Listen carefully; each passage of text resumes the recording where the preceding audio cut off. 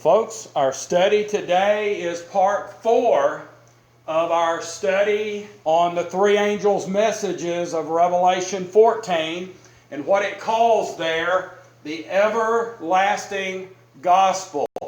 Today we're going to be looking at the second angel's message. So let's open up the Word of God to Revelation 14 and verse 8 and consider this important subject. As we have been doing, we'll look at it as an overview as a whole, and then we'll kind of break it down and look at some of the individual points that are in there. But Revelation 14:8, the second angel's message says, "And there followed another angel saying, Babylon is fallen, that great city, because she made all nations to drink of the wine of the wrath of her fornication." Folks, there are 265 times in the King James Version of the Bible where it uses the term Babylon. 254 of those are in the Old Testament. Just 11 are in the New Testament. And it's interesting when you get to looking at it, because 149 times it occurs in the book of Jeremiah alone. And if you think about it, Jeremiah is that book where it tells about the Babylonian captivity, and he gave them stuff about it before, during, and after that captivity that was very, very important for God's people. But Babylon is fallen is such an important part of the everlasting gospel message. But as you know, like I did on the first angel's message, I continue to ask the question, if Babylon is so important, then where are the preachers that are preaching about this most important subject? If you know other Christians, if you know pastors, ask them the question, who is this Babylon that's being talked about in Revelation chapter 14? And almost nobody can give you an answer for that. You know, they might say something historical about it, but oftentimes I find that people don't know anything about Babylon. And folks, this is a very important prophetic point, a spiritual application to this word, Babylon. But by and large, the churches and the people don't know anything about it. Now, one day, Kay and I were out riding in the countryside of North Alabama, and we came across a church sign. And you guys know how I love church signs. This is the church sign that we found. And as you can guess, I nearly wrecked the car. But we pulled over safely and took a picture so that you could see. This sign offers folks to call the number and get a ride to Babylon. And where do you think Babylon is, according to this? Walnut Grove Baptist Church. It's a ride to the Walnut Grove Baptist Church. That's pretty amazing, isn't it? Now, I have to be honest with you. Right across the yard, there was another sign.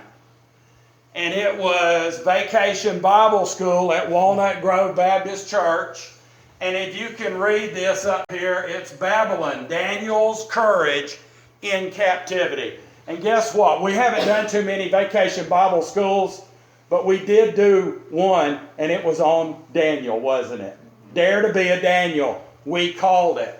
But leading with the word Babylon, you know, that's really funny as I saw it. And then to see that sign that says, give us a call for a ride to Babylon, that was an interesting day to say the least. What did they say when you called? We didn't call. We didn't want to ride to Babylon. But you know, that very same day we went a couple of miles down the road from this church, and we saw another marquee sign that said, whoever stole our air conditioners from the church needs to keep one of them because it's hot where you're going.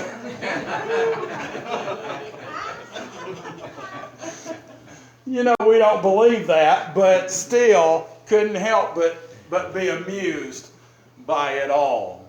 I said that there were 149 times that Babylon occurs in the book of Jeremiah, and I wanted to share this Bible verse with you because as we study the book of Revelation, which is what we're doing in these three angels' messages, we know that it's really important to bring Daniel into that study. Without the book of Daniel, you're not going to understand all the points in the book of Revelation.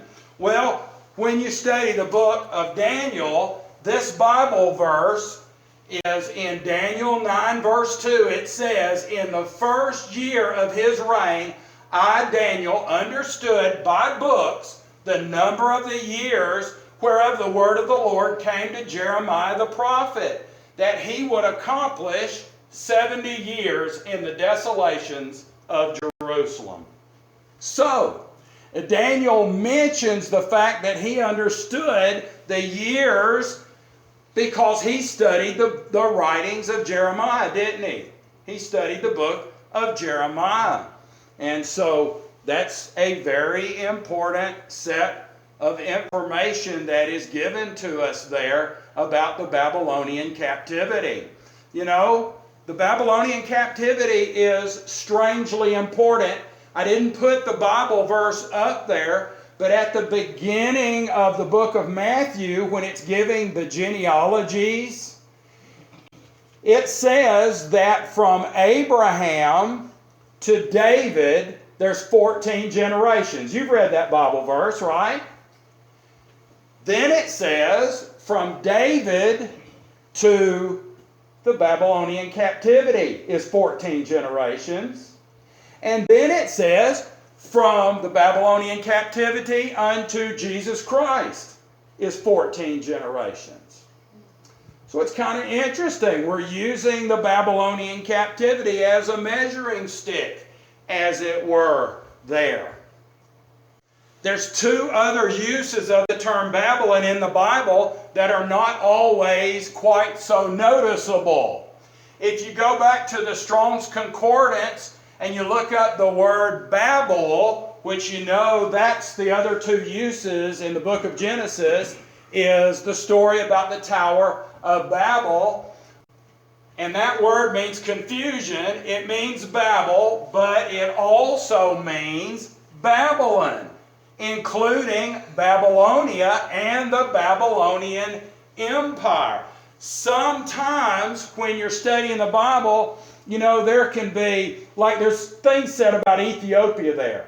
It's not the same Ethiopia that we have on the map today. It's a different Ethiopia that existed at some point. And so sometimes, you know, you could have two places that are named the same thing and they're not the same. But it's letting us know that everywhere that the Bible says Babylon or Babylonia or the Babylonian Empire or the city of Babylon or Babel, what's it talking about? It's talking about confusion and it's talking about Babylon, isn't it? They're all the same. There is no differences there. They're the same word, the same meaning, and the same place. And in the New Testament, the word Babylon is confusion of Hebrew origin. And the reason I put this up there, it does not say Babel in here, but it says of Hebrew origin. The Hebrew word 894, and what was that? Babel. And so Babel is Babylon. Babylon is Babel. There is no difference whatsoever. Notice it says Babylon, the capital of Chaldea. It was called the Assyrian kingdom. Then it was called the Chaldean kingdom. Then it was called, when Babylon became, you know, the center of the kingdom, they started calling it the Babylonian kingdom. But it's all talking about the same thing. So, the term Babel occurs once in Genesis chapter 10, and that is a chapter of genealogies, as I said before, and once in chapter 11, the story of the Tower of Babel. And we're not going to read those chapters, but I do want to pick out a couple of verses to share with you. Genesis 10:8 says, "And Cush begat Nimrod, and he began to be a mighty one in the earth." In the genealogies here, it tells us about the great-grandson of Noah. His name was Nimrod, and all it really tells us here is that he was a mighty one. But notice it doesn't say he was a mighty one here or a mighty one there. It says he's a mighty one where? In the earth. Okay, so he was a mighty leader. He is considered to be one of the very first kings in this world. He was the leader in the building of this city called Babel or Babylon, which was the first recorded time that the people organized themselves to do something apart from God. He was eventually worshipped as the sun god, and we've talked about that before. I do believe that has more to do with his wife Semiramis than it did with him, but it is nonetheless true. He was eventually worshipped as the sun god. And so, we might think of him as the first, not just the first king in the history of the world, but the first false god of this world, at least among men. And so, starting with Noah, Noah had 3 sons, Shem, Ham, and Japheth, and Ham was the youngest of these 3 sons. And then Ham begat Cush, and Cush begat Nimrod. And I just think that's neat, even though their lives were a few years longer. It's a very short genealogy to go from Noah to Nimrod. So, it's interesting to me, folks, that God had a line of promise. He gives us these genealogies to teach us something about the family line, doesn't he? He had a very special family line that was set apart to bring Jesus into our world, didn't he? That line of genealogy is the exact opposite of this line. The line that was going to bring Jesus was the line of promise, right? Well, what kind of line is this? Well, it's really interesting because Ham was cursed by his father for his, what is called his unnatural crime, sin. I believe that was homosexuality. But Ham, Shem is told that he would do great things, and actually Jesus would come through Shem's line. And Japheth was even blessed, and it was told that he would do great things. But Ham was cursed. Okay? Noah actually produced a curse upon his own son, Ham, because of that unnatural sin that the spirit of prophecy talks about. Jesus would come through the line of promise and blessing, but Nimrod came through a very different line. It was a cursed line. It was a line of a curse, if you will. And in Genesis 10, in these genealogies, it tells us the beginning of his kingdom, Nimrod's kingdom, was Babel and Erech and Akkad and Calneh in the land of Shinar. Folks, this Bible verse is telling us about Nimrod. But is it indicative of something bigger? We talk about this during Sabbath school. If Ron, what did you say? If Ron does what? If you tell a lie, who inspired you to lie? It's Satan. And that fits in very perfect with what we're talking about here, folks. Whose kingdom really was Babylon? It was Satan's. He was the inspiration behind it all. And if you look up Nimrod's name, you know their names usually had something to do with their characters, didn't it? If you look up Nimrod in the Strong's Exhaustive Concordance, it's the Hebrew word 5248, Nimrod or Nimrod. And what does it mean? Rebellion. And it says he was a mighty hunter. It says he was a mighty one in the earth. And so valiant is definitely a part of it. But what's at the foundation of the name Nimrod? It's rebellion. So the beginning of the kingdom of rebellion was this tower and city called Babylon. And I submit to you that just as in the little illustration we just made, who's behind it all? Who's the real king of Babylon? Who's the real false god, if you will, of Babylon? It's Satan. Another way of saying this is the beginning of Satan's kingdom of rebellion here on earth was Babel or Babylon. Again, we all know the story of the Tower of Babel, so we won't go through it here, but there is one other verse that we need to look at. It's in chapter 11, verse 9. It says, "Therefore is the name of it called Babel, because the Lord did there confound the language of all the earth." And it's interesting, everybody knows about the tower. Not too many people know that there was a city. And that plays a part in it. We're going to talk about that next. But it says here, there did the Lord confound the language of all the earth. Everybody seems to know that part of the story. But he didn't just confound their language. What else did he do? It says, "From thence did the Lord scatter them abroad upon the face of all the earth." Do you know what God does with disobedient people? All through the Bible, from Genesis to Revelation, God scatters disobedient people, even His own chosen nation.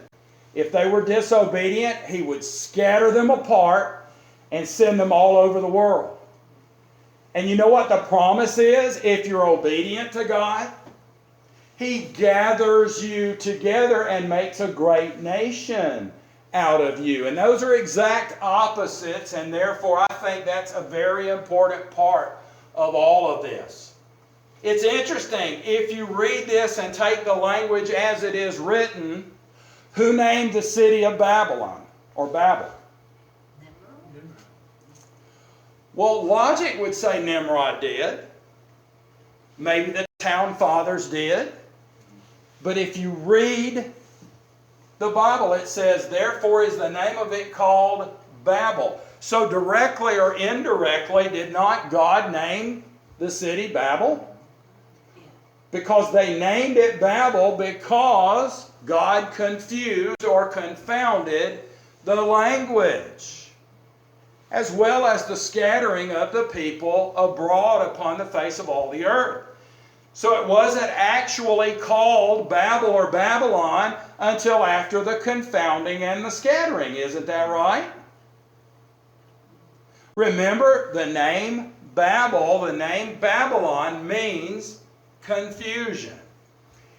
And if one moment you're talking to everyone and the next minute no one can understand anything, you think that's confusing? Folks, this is an ancient picture of what looks to me like a very nearly completed Tower of Babel. And I'm not sure that it ever made it to this level. Most of the pictures you see are maybe 2 or 3 or 4 stories high. We just don't know. But this brings us to the information of the second angel's message in Revelation 14 and verse 8. When you break it down, What does it say? What is the message that's being given? And that is that Babylon is fallen, is fallen. The second angel's message declares that Babylon is fallen. And the story of the Tower of Babel in Genesis 11 would make it already appear that Babylon is fallen, wouldn't it? If you're set out to build a city and to build this tower in defiance of God, but God confounds the language and scatters the people abroad, then that would just kind of seem like, well, Babylon was defeated at that point. But folks, there's much more to the story. And we're going to get to some of that in our study today. Now, one thing you need to know about the fall of Babylon, there are multiple falls to the kingdom of Babylon. There wasn't just one fall. It fell and it was rebuilt. And it fell and it was rebuilt. And it fell at least 3 times, maybe 4 times. The kingdom falls, but somebody comes along and rebuilds the kingdom or the city of Babylon. And of course, it got much greater as history goes on. So, there's multiple falls to the kingdom of Babylon, just like there are multiple times that the Bible tells us this. Isaiah 21 and verse 9, "And behold, here cometh a chariot of men with a couple of horsemen.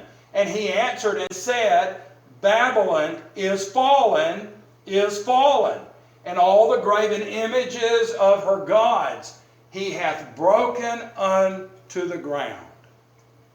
We've talked about the fact that Isaiah wrote more about the last days than probably any other Bible author, and also what would happen through eternity, even after the so-called end of days.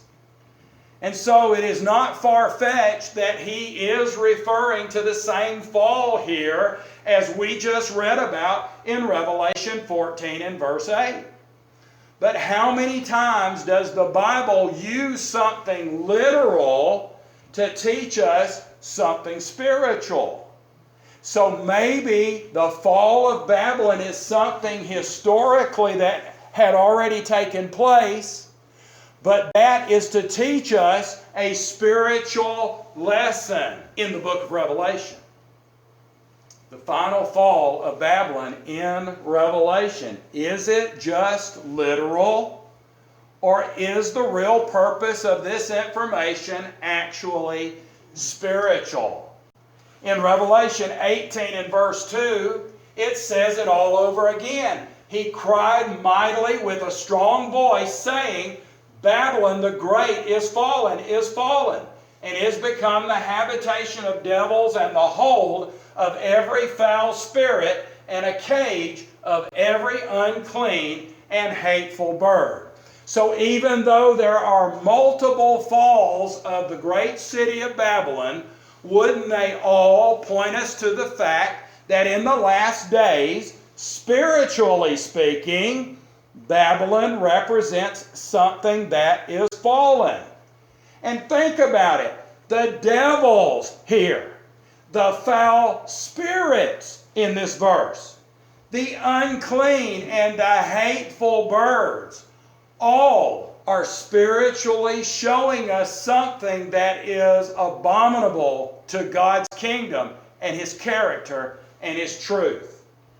So let's go ahead with some of the other information and see if we can put it all together here. The next thing it says is that great city.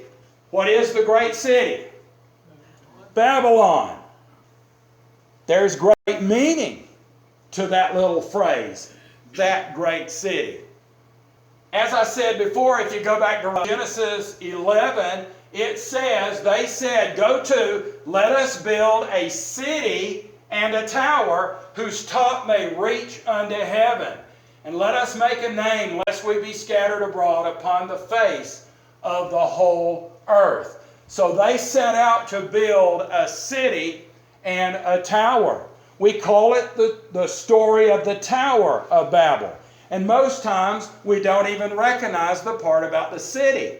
But apparently there was a city before there was a tower. And the tower was never finished.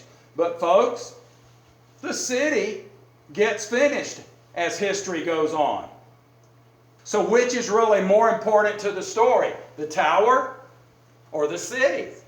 Just kind of interesting.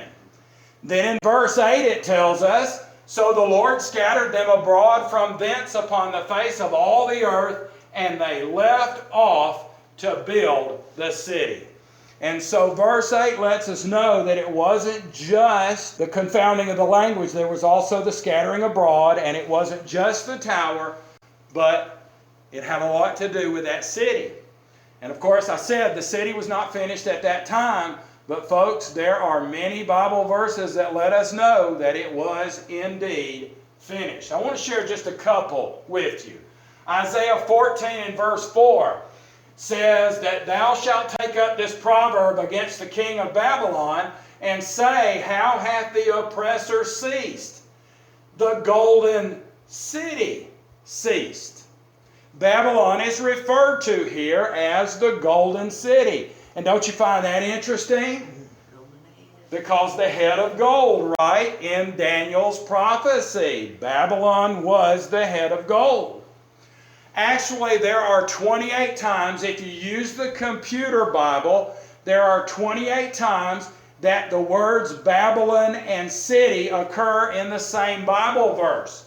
But you would have to really read them close, because in most of those Bible verses, the word city is not referring to Babylon, it's referring to the city of Jerusalem, because of the siege that the king of Babylon laid upon the city of Jerusalem. Now I'm just going to give you one Bible verse to illustrate. Again, there's 28 of these, but 2 Kings 24:10 says, "At that time the servants of Nebuchadnezzar, the king of Babylon, came up against Jerusalem, and the city was besieged." They're not all this plain, but this one lets you know what is the city. It's Jerusalem. And who came up against Jerusalem? Babylon, or the king of Babylon. So the prophecies of Revelation will make this clear. Revelation 18 verse 10, "Standing afar off for the fear of her torment, saying, Alas, alas, that great city Babylon, that mighty city." Was the city finished? Actually, multiple times it was finished. But it wasn't just a city, it was a great city and a mighty city. But what is the prophecy telling us about this great and mighty city? Folks, that it is judged by God and that it is indeed fallen. Again, in verse 21 of that same chapter, "And a mighty angel took up a stone like a great millstone and cast it into the sea, saying, Thus with violence shall that great city Babylon be thrown down, and shall be found no more at all." Now, this is an illustration that's being made, and it's a very effective one. What is the significance of a millstone? It grinds, and how does it grind?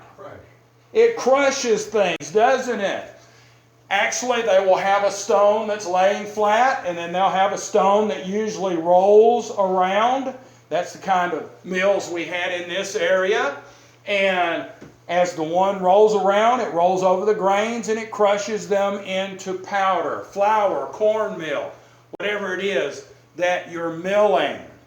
And so, the significance of the millstone in this illustration, it is great. That means very large and very heavy. And you know, around here you go by people's yards and they have an old millstone sitting out by the driveway for decoration. And sometimes the millstone's only about yay big, right? You ever picked up a piece of rock that wide that's that big around? I wouldn't think so, because it's not going to be good for your back for you to do that. Certainly your stomach muscles. But folks, if you took a very large millstone and threw it into the water, what would happen to that stone? Would it fall? That's what the illustration, it would be thrown down and it would fall. Babylon is fallen. It would sink, right? And stay. Another good point. How fast and efficiently do you think it would sink? Better yet, how big of a splash would it make? That's the violence that's being talked about here, isn't it? So when the second angel says that Babylon is fallen, do you think there's a reason why he says it twice? It's very important. So, how was the fall of Babylon? That's just an old picture. Looks like it was completed and then it came tumbling down. I don't think that's necessarily going to be right either. But folks, the truth of the matter is Babylon has fallen multiple times throughout its history, but the prophecy here is telling us how violent and how final the spiritual fall of Babylon will be. What happens if we have all of our investment in Babylon? What happens when it falls? I mean, we fall with it. It's just a great disappointment, isn't it? Do you remember Jesus told about the man that built his house upon the rock? And another man that built his house upon the sand? And you also remember that in talking about his church, Jesus said that his church is built upon the rock. And who is the rock that it's built on? The Lord Jesus Christ, that's right.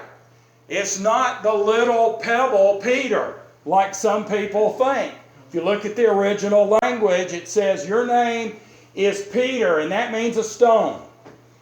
But the church is built, my church is built upon this rock, and he's pointing to himself, because Jesus is the mighty stone cut out of the mountain without hands, right? Jesus said that his church is built upon the rock, and the gates of hell shall not prevail against her. Well, what about Satan's house? Did Satan build his house upon the rock or on the shifting sand? In that little illustration, what would the shifting sand be? Lies. It would be lies, wouldn't it? It would be a false doctrine. What becomes of a house that is built on the shifting sands?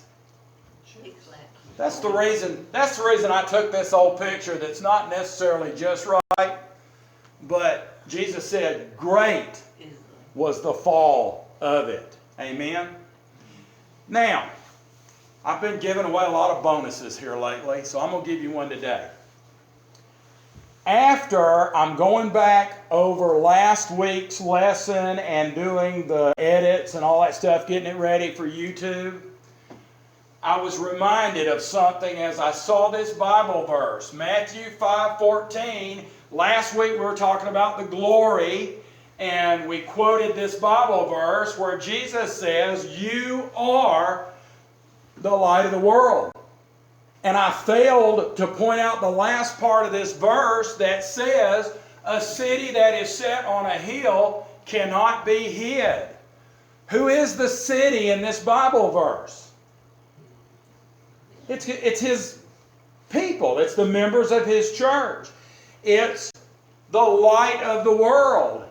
The light of the world is like a bright and shining city which is on a hill.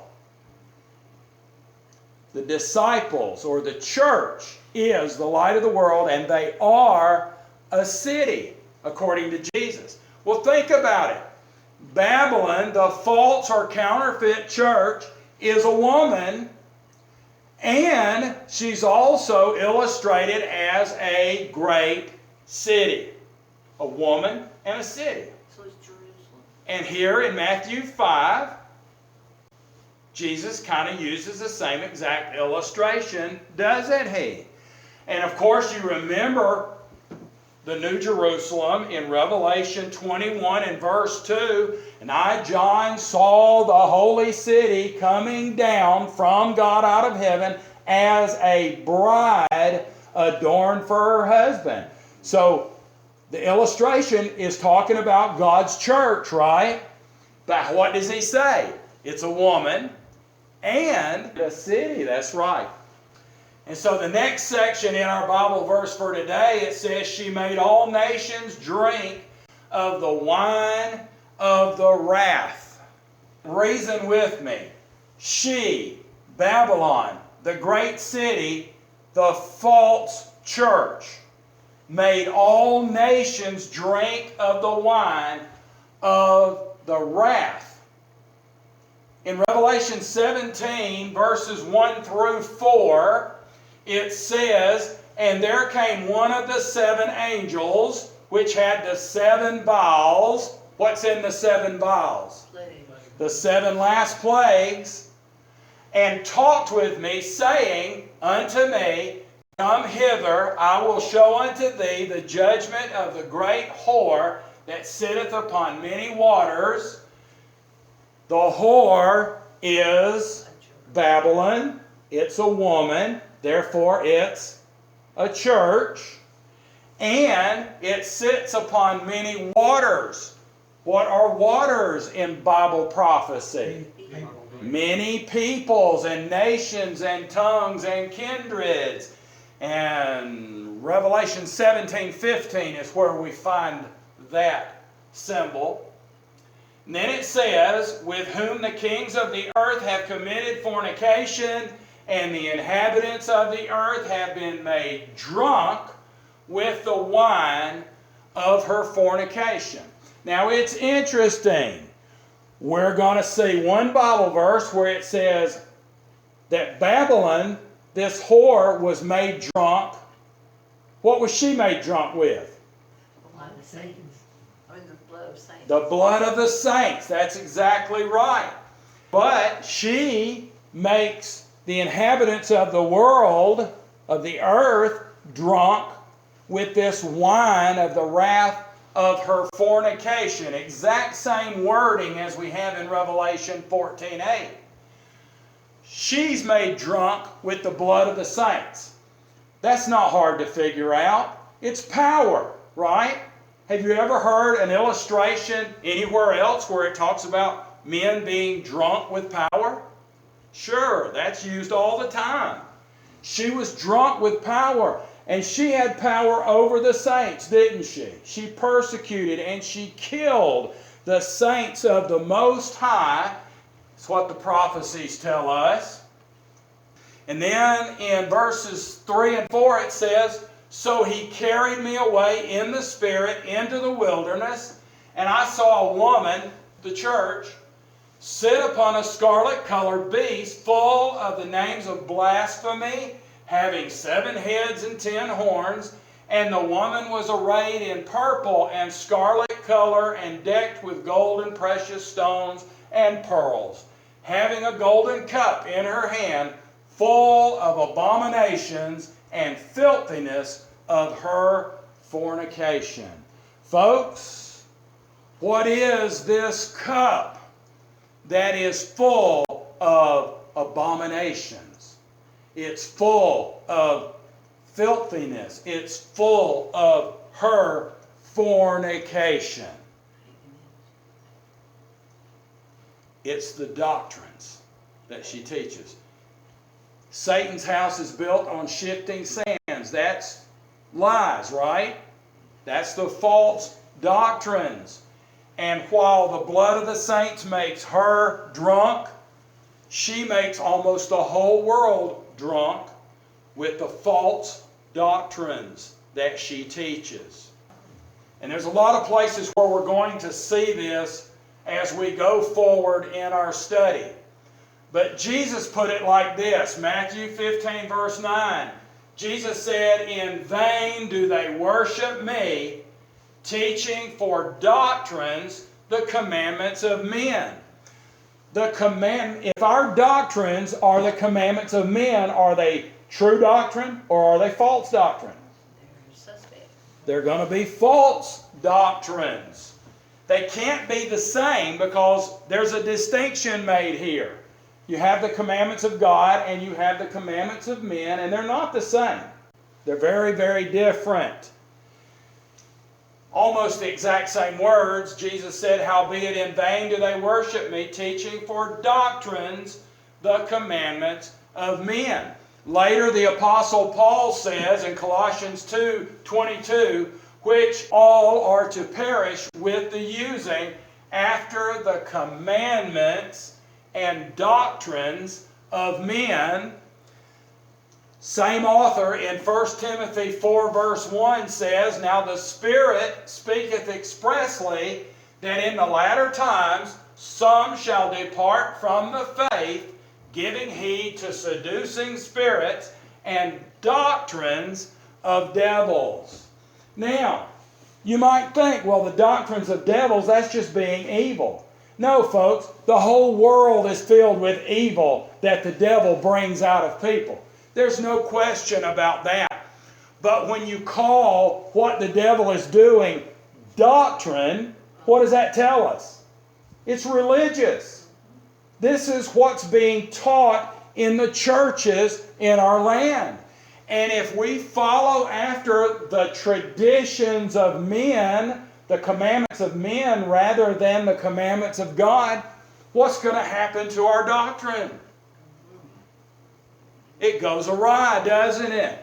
It becomes doctrines of devils.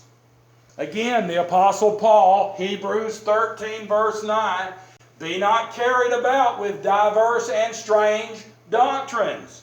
You know, there's another Bible verse I could have, probably would have, should have put up there, where Paul said, "If anybody comes to you and teaches you a different doctrine than what we have taught you, what are you supposed to do?" Put them out. Don't receive them. Paul says, "Be not carried about with different and strange doctrines, for it is a good thing that the heart be established with grace, not with meats, which have not profited them that have been occupied therein." Isaiah 47 and verse 1. It says, "Come down and sit in the dust, O virgin daughter of Babylon." Can you see that that is talking about a church? Okay? It's symbolic language. But look at what it says. "Sit on the ground. There is no throne, O daughter of the Chaldeans, for thou shalt no more be called tender and delicate." So a Bible represents a church. It says she made all nations drink of her fornication, and as a result, God is going to reject her. She is fallen. And then, Revelation 16 and verse 19, "The great city was divided into 3 parts, and the cities of the nations fell, and great Babylon came in remembrance before God, to give unto her the cup of the wine of the fierceness of his wrath." She was made drunk with the blood of the saints. You think God's going to get her for that? Absolutely.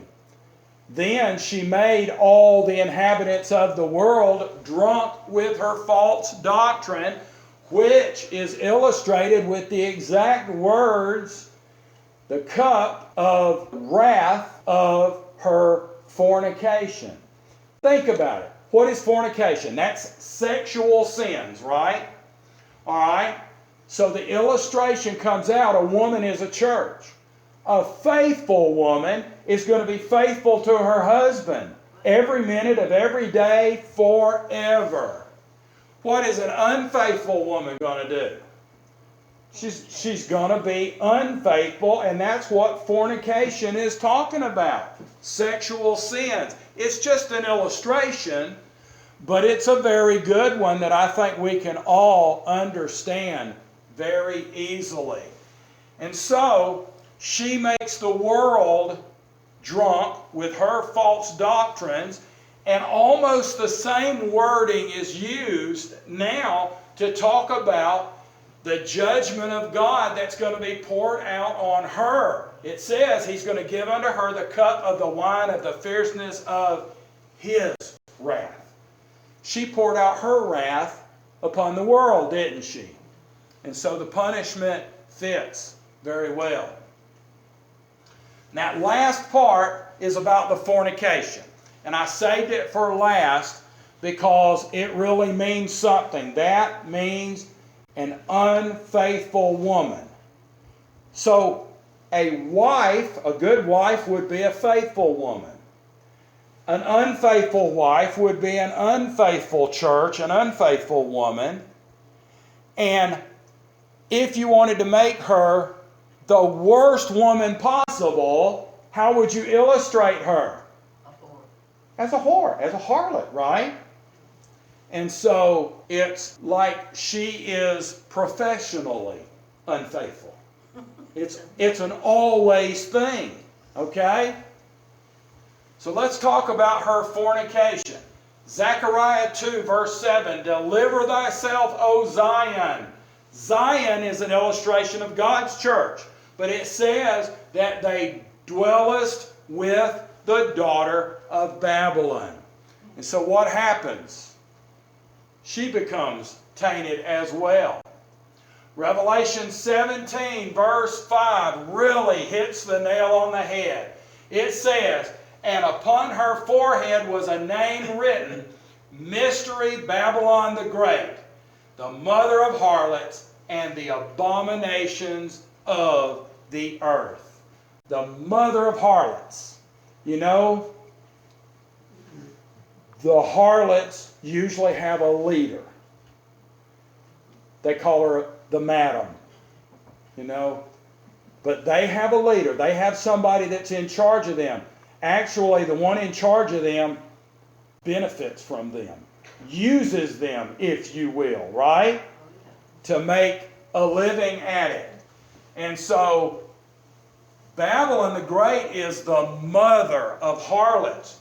The mother of unfaithful churches, if you will. Think about that. Who is the mother church? Rome claims to be the mother church, right? And we're at the other end of the spectrum from Rome, but do we agree with her on that assessment? I mean, we really do. And folks, the message is all about the fact that Babylon is fallen. And I've already told you that Babylon has fallen several times, and that several times Babylon has been rebuilt. And I just could not figure out how to get this into our study today in a short enough fashion. So I went onto a website and I found somebody that tells the story really well.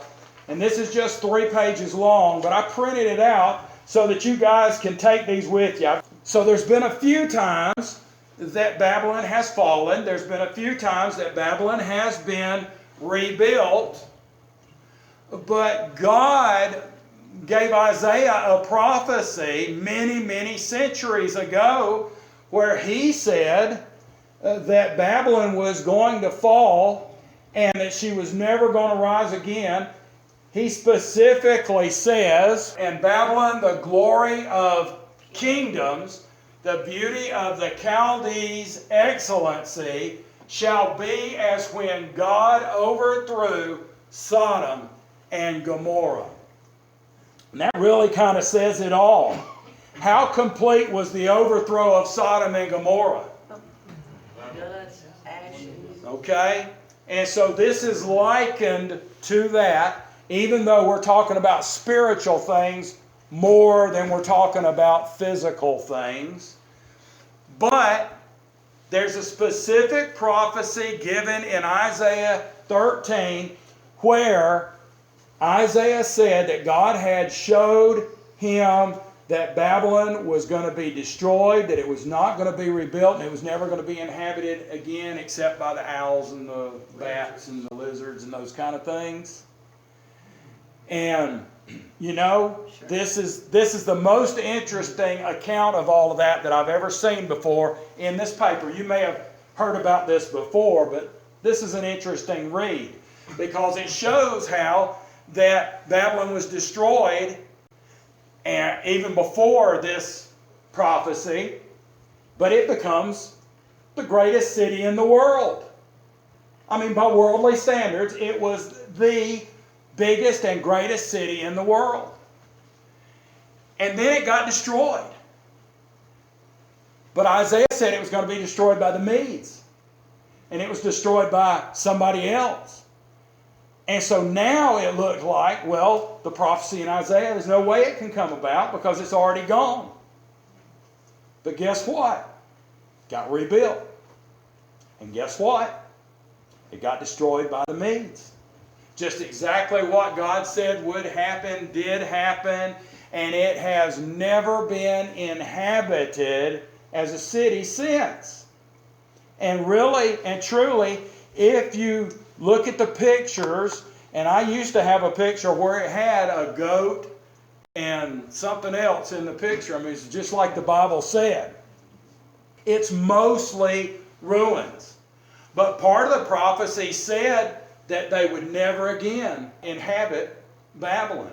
Well, guess what?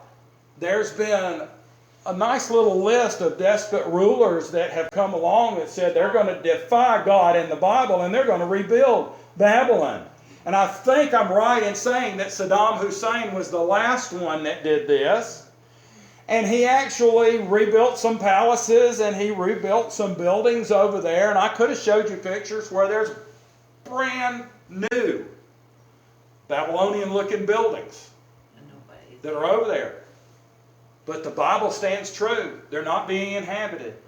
It says the best you can hope for is when the weather is right. And that's a very small part of the year. When the weather's right, you can go there as a tourist and you can view some of these things, these ruins and whatnot. But folks, the Bible is right. And the title of this paper I'm giving you says, A Prophecy About Babylon Confirms the Accuracy of the Bible. And I've done whole sermons on that before, on these prophecies that have already been fulfilled. Think about it. When the prophecy was made, Babylon was the greatest city in the world. So it would be like I gave a prophecy saying New York City was going to be completely gone. Completely uninhabitable. That would be unthinkable to most people's minds, right? Yeah. I mean, how could that possibly happen? But it did. And folks, it's my understanding that this picture here had to be dug out by the archaeologists. Okay? A lot of this it didn't even look like it did until the archaeologists went in there and worked it over. Well, folks, we've been studying Revelation 14:8 here today. And that is the message about Babylon being fallen. What is Babylon? I mean, before we quit, we need to make sure we know what we're talking about here. How important is it for us to know about Babylon? And yet the churches aren't teaching this, are they? Why aren't the churches teaching this? Because they aren't. There's one of two reasons. Either they're ignorant and don't know, and I think that is very often the case. Or they are Babylon. Because this is the counterfeit church that's built on that shifting sand of lies and the false doctrines, right? But we've been studying Revelation 14:8. And if you're like me and have a hard time remembering things, I look for stuff like this. 18:4. I think it's neat. You flip the numbers, and there is something very, very important to our message here. Revelation 14:8 says Babylon is fallen, is fallen. Revelation 18:4 says And I heard another voice from heaven saying, Come out of her, my people, that ye be not partakers of her sins, and that ye receive not of her plagues. Folks, the whole point to the proclamation that Babylon is fallen is the fact that we must come out of her. We must, if we want to be saved in the last days, we must give up our Babylonian associations. And I'm not talking about people, okay? I grew up in the Baptist church. And folks, that's been so long ago, I don't know too many of those people anymore. But if I did, I would cherish those friendships and try to use them in order to share the message. I'm not talking about the people. We're talking about the churches and the false doctrines. We must give up our Babylonian associations. We must refuse every Babylonian doctrine, or else we're going to be counted as partakers of her sins, and we will receive the 7 last plagues. We must come out of her, and we must make sure that she is out of us. And you know, sometimes that's a problem. I dare say we've got lots and lots of people that have learned the Adventist message, at least to some extent, and they leave the church of their childhood and they become a Seventh-day Adventist. But the old saying is, you can take the boy out of the country, but you can't take the country out of the boy. Now, that would say we don't have any choice. So I don't agree with it 100%. But the principle is still a good one. And guess what? You could reverse the city and the country part. You could say it the same way. You can take the boy out of the city, but you can't take the city out of the boy. And there is at least some truth to all of that. Well, guess what? You can take that same saying and it works for Babylon as well. We can come out of Babylon and we can still be full of Babylon inside. Isn't that right? But we do have the promise of God that if we're willing, He will do this great work in us and for us. Amen? Amen. But folks, we have to be willing.